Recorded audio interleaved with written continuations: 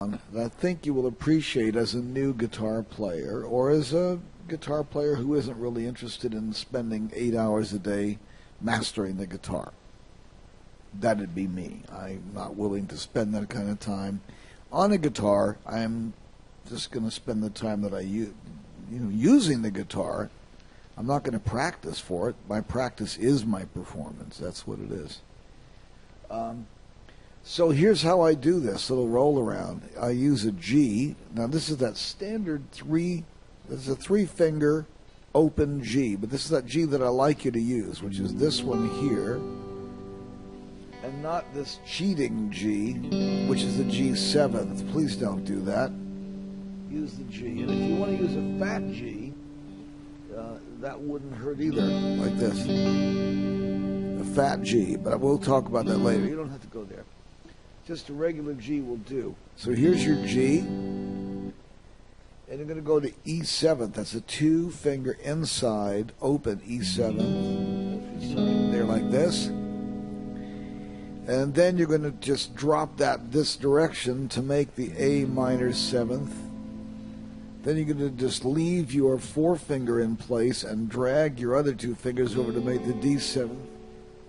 And then slide your ring finger up to the 3rd and make your G. So it's so easy. In other words, the fingers are already in position to go to the next chord. The transitions are so incredibly easy. Watch carefully what the transitions are. G, A7th, E7th, right? A minor 7th, D7th. I'll do it a little faster so you'll see the actual transition.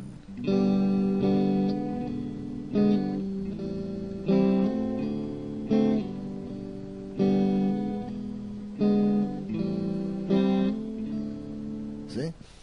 So your fingers already in place for that kind of thing. It's kind of neat that they are, and it makes a wonderful little gimmicky thing. But it also can be a good vocal warm-up for you. This is what I like this roll around for, is that kind of thing.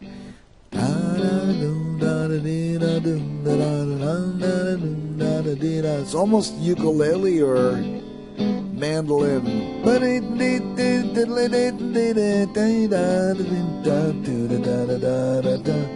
Boop boop boodio boop boop boodio do do do do do do do do, and your hands will actually catch that. And you won't have to think about it anymore doing that thing.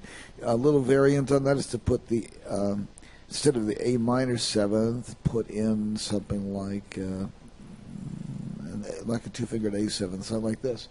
You'd have,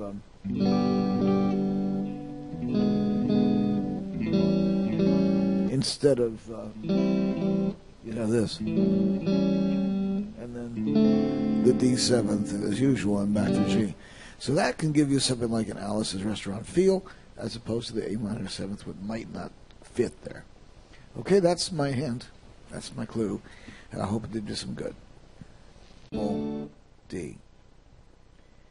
Now I leave my ring finger in place, and I make this C+9 kind of an effect here. Leaving my ring finger in place, I make the remainder of my C chord with my 1st and 2nd finger on the 4th and 5th strings on the 2nd and 3rd frets. Okay, so then, and you can look that up, it's easy. That's your C+9 right there. Then you're going to transfer it over to make a short G, which can be modified into a fat G at the same time, like this. So you just put your pinky down to make a fat G. That'll work. But then you're going to leave your 4-finger in place and go down 1.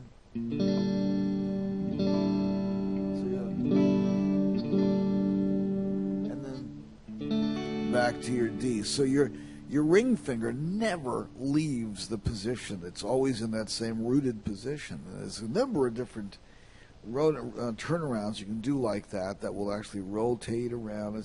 Wait, but this is amazing when you leave your finger there. So there's your D, and then you're going to travel up. So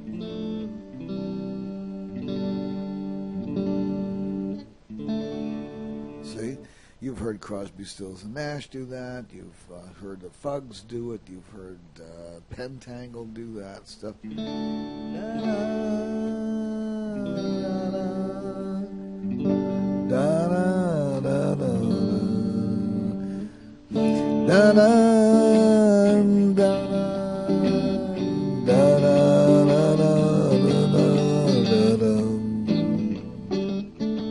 See? So you can use all kinds of inventive ways of applying that, I'm sure. That's a fun little trick. Remember, keep your ring finger in place. Don't take it off during that whole cycle. Okay? It stays in place on that D position. So your ring finger is in position on the second string, third fret. Right? Stays there. La. It still stays there here. La. It stays here. And it stays there. And there. Get it? Okay, have fun with it.